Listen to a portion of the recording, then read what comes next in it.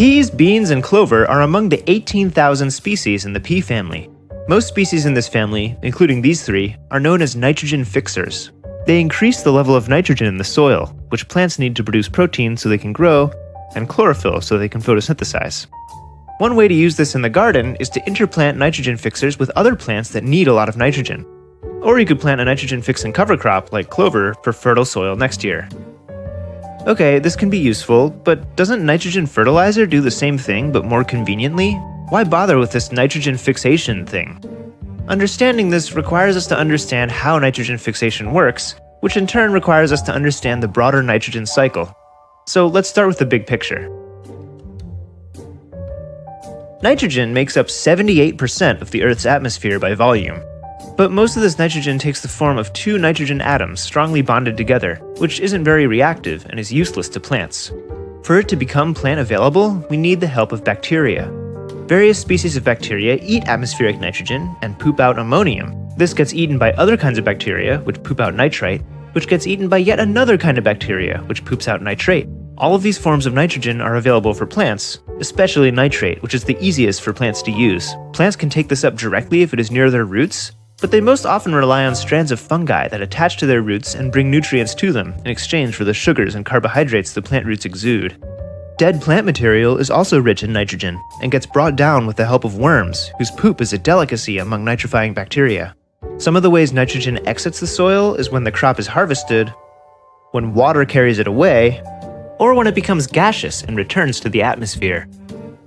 Or if the soil lacks oxygen, different anaerobic bacteria grow, which convert nitrates back into atmospheric nitrogen. Notice that these things only happen with loose nitrogen in the soil, not with nitrogen inside organisms.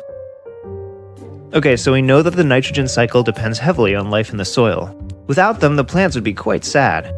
But you may have noticed, if the fixation process is done by bacteria, where do nitrogen-fixing plants fit into this? Believe it or not, nitrogen-fixing plants don't fix nitrogen. Rather, they create habitat for the bacteria that do. The roots of this clover plant have little nodules that house huge amounts of nitrogen-fixing bacteria. The ammonium that these bacteria create slowly releases into the soil for neighboring plants and microorganisms to use. When the plant dies, the bacteria disperse into the soil, resulting in an abundance of bacterial allies for future plants' nitrogen needs.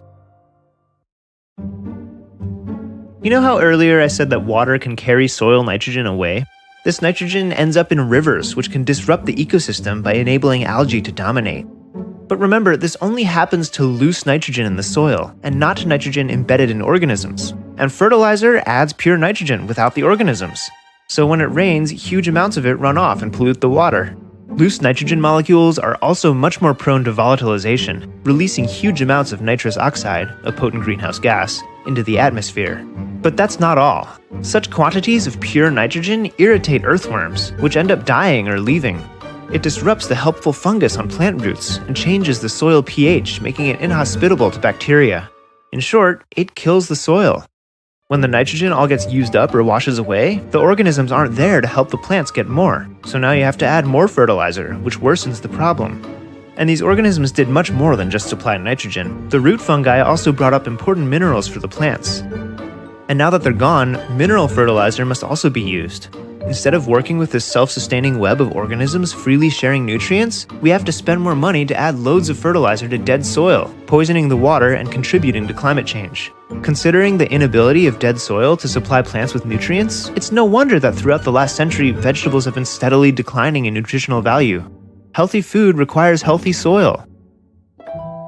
So if the soil around you is rich and alive, try to keep it that way. But if, like most of us, the soil around you is dead or dying, nitrogen fixers can help to add a little more life so that someday our tiny allies under our feet will come back.